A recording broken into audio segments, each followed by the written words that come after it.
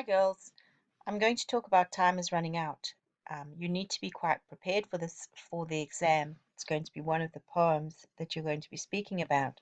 So it's important that as you listen to me, you take notes on your time is running out sheet.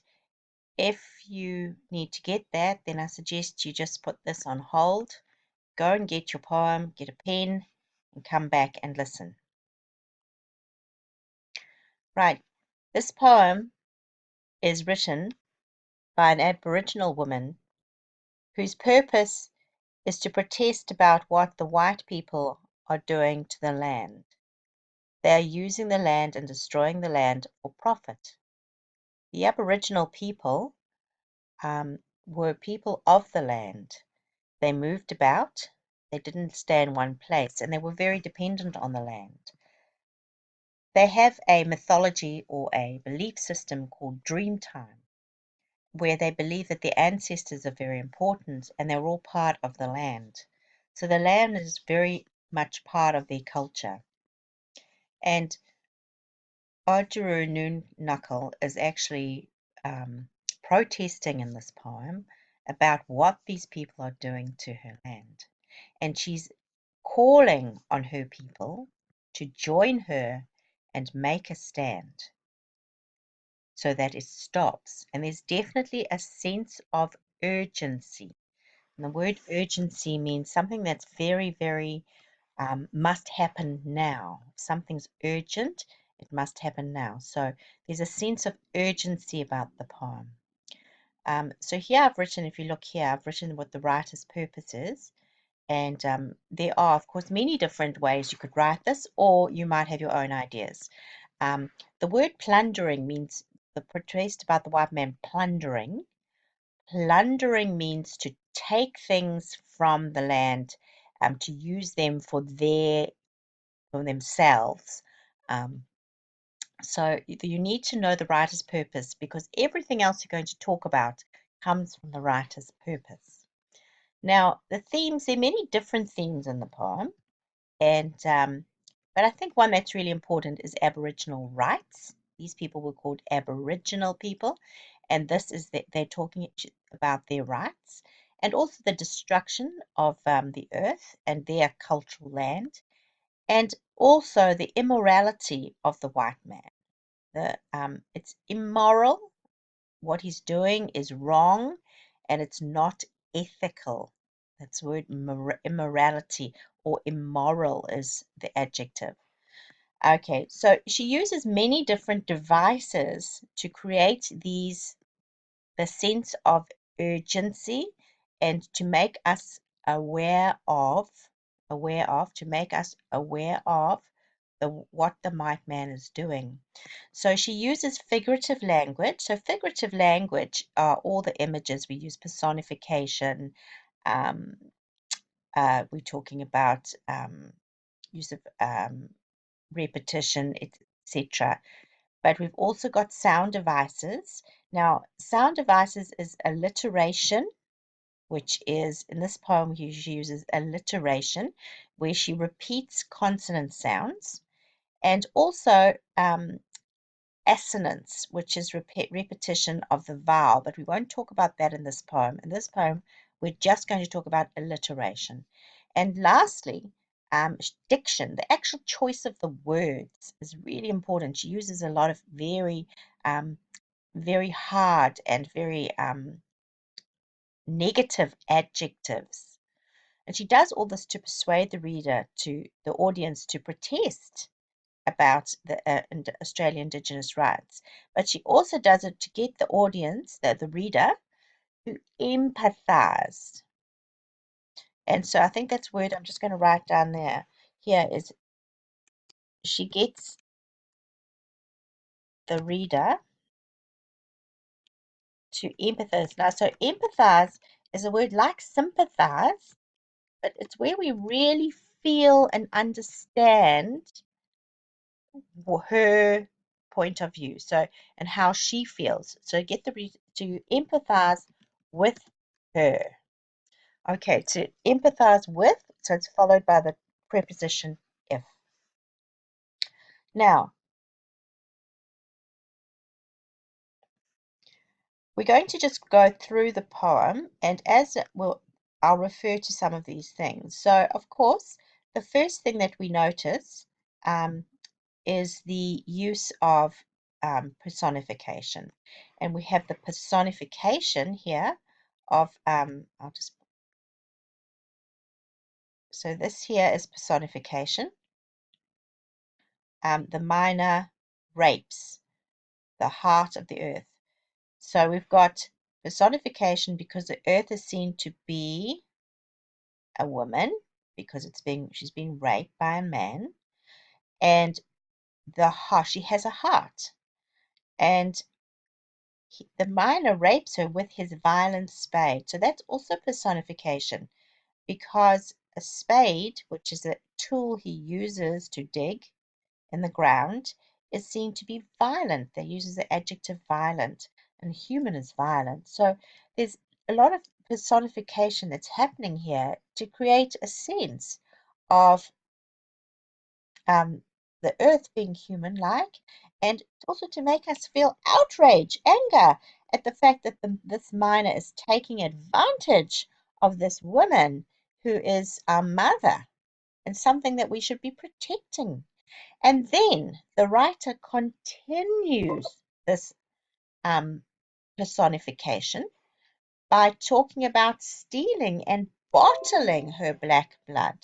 Now, her black blood is, of course, oil, and he's stealing it and putting it into bottles. So it's like you can imagine a murderer doing something so terrible. And once again, here, what you're seeing that's very interesting is bottling her black blood. Now, that is alliteration. So I'm just going to write that one down here. So alliteration of the B sound. And the reason that that's being emphasizes or stresses the minor's actions.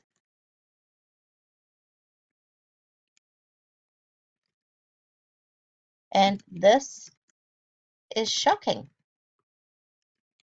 and offensive. That means awful, horrible for us.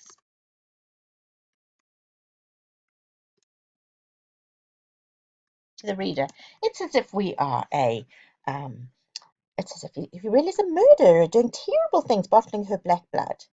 And then he can't, for the sake of greedy trade. Now you see this because of means the sake of greedy trade. And we see this again for the sake of further down, for the sake of the filthy dollar. So he's repeating this idea. So that's repetition. And he repeats this trade and dollar. So we really emphasize the fact why he's doing this. He's not doing it because he loves the land. He's doing this for himself. So, and also in this, I want you to just notice that the word greedy is a very negative adjective, and so is the word filthy. So emphasizing and repeating these negative adjectives is really very unpleasant. Also, we notice that the miner is on a metal throne of destruction. Now, a throne is actually a chair that a king or queen sits in, and it's a chair of power. So here we have a metaphor being used that the miner's vehicle that he's driving, which is probably some kind of digger or grader, is actually seen to be a throne, something that is like king-like. So it emphasizes his power, shows us how strong he is. And he labors away, meaning he works away with a will. Now, a will means the word will is what he wants. It's quite a self-centered word. It's quite a selfish word because it's a noun and it means what he wants. And we get this idea of him being very selfish in the same way when they says for the sake of, and also further on where we talk about well he knows. So he knows exactly what he's doing here. Well, he knows that violence of his destructive kind. So he knows very well what he's doing, and he's very planned. Now, you'll notice that this labors away with a will is also contrasted here with old nature's will. So he has a want, but so does nature, and we have the personification here of nature. Nature's been seen to be a person who has a want. And so that's quite an interesting contrast. So this poem is full of contrasts. And so I'm going to write that down here because it is full of contrasts of images and words. And you need to know that. So there's repetition, but there's also a lot of contrast in this poem. Piling the mountainous minerals. So once again, we've got this idea of mountainous minerals. Now this is another idea of alliteration, mountainous minerals. And the mountainous minerals, the emphasis of the repetition of the M, once again emphasizes or stresses how much he is taking.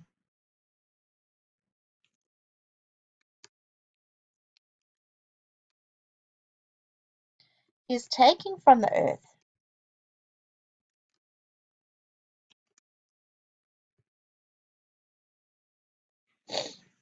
Excuse me. So what we've got here is his giant tool and iron drill. So once again, this emphasis of size, piling, melt high, giant. So emphasizing how big he is. So I'll just, oh, I can't do that there. I hope to be able to put that right down the word size. I'll just write here size along with the word giant and piling. Okay, so this is what we call the first stanza. And in this first stanza, we've got a very, very negative image, but we've also got a rhythm that's happening, and it's increasing in pace. So the rhythm is created through the use of rhyme. So we've got spade and trade, and will and drill. So those words create a rhythm. So it creates a sense of pace, things moving fast. Now another very interesting thing that he's used here is the use of the present participle. Now the present participle is a verb with ing on the end, and we usually use this in a tense where to show action and to show something that's in progress at the moment. So very cleverly, she has chosen to use present participles to emphasize that it's happening now and to emphasize that we are moving towards something. So if you look at those words, you've got stealing, we've got bottling, we've got piling. Oh, there must be some more here. Let's go down. Running. Um, and then it finishes, the last one we have is massing. And that's a word to show the coming together and the uniting of the Aboriginal people. So the present participle is used in a way to emphasize and to show this building of action, this building of discontent, this protest by the people that's building. So not only to emphasize that things are happening now and time is running out. Now, there's a lot in the second stanza that kind of repeats the first stanza. So there's a sense of repetition, which makes things stronger, and it reminds us again to see something again. So here we've got his greedy lust for power. We've got the word greedy. Lust is a very strong desire that's very self-interested, and it's also there's a sexual aspect to that as well, and which links back to the idea of rape. Here we've got the contrast. He destroys old nature's will, and we've got the contrast of the will, his will. We've got repetition of the sake of the filthy dollar. So he's repeated the dirty adjective, whereas before it was greedy trade. Well, he knows. So now we're being told, reference again to this idea of his will, what he wants. Well, he knows. that violence of his destructive kind will be violently written upon the sands of time. And here suddenly she starts to talk about sands of time.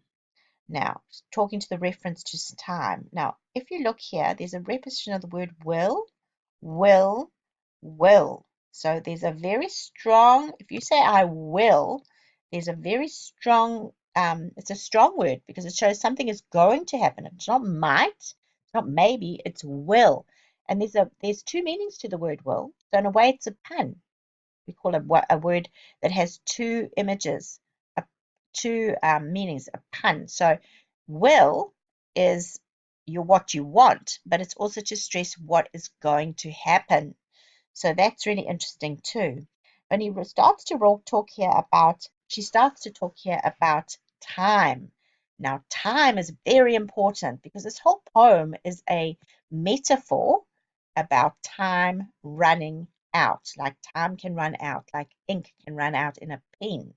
Okay, so here, for the first time, he talks about violently written upon the sands of time. Sands of time is a phrase we use. It's an idiom. Use it to talk about the past, our history, the sands of time that, things have come and gone, and you've got the sands of time that's sort of blown over them. So this is the idea here of the earth being timeless. And she uses that word a little bit later to talk about their timeless land having no time. So here we're talking about showing um, how long the earth has been around. And then that's contrasted, opposite, with the idea of time running out. Here in the next stanza, she says, but time is running out. And then she talks about time as well, but she says it's close. Time is coming soon, and the time is close at hand. For the dream time folks are massing. So the Dreamtime folks are her people, are massing, coming together to defend, to fight against, to protect their timeless land. So all of this has created a picture of the first two stanzas create this picture of what's happening and stresses that urgency and the evil and things. And then it almost like culminates or finishes in this paragraph or stanza, sorry, where suddenly she's talking, well, time's running out and the time is now. People are starting to make a stand to fight back. Okay, so there's a complete change here in the mood, in the feeling, in the tone of this poem.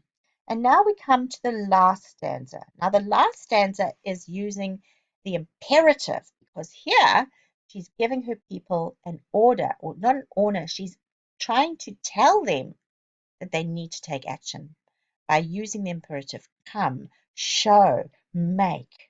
Okay? Come, gentle black man. Now she uses that word gentle, that adjective gentle is in such contrast to the other adjectives that have been used to describe this greedy, violent white man. Gentle is a very soft word, so there's complete contrast in that. But the interesting contrast in this is that she talks about violence, but she uses it to talk about the violent love of land. Now, this is very interesting, and this is what one might call a paradox. And I've written a paradox for you down here.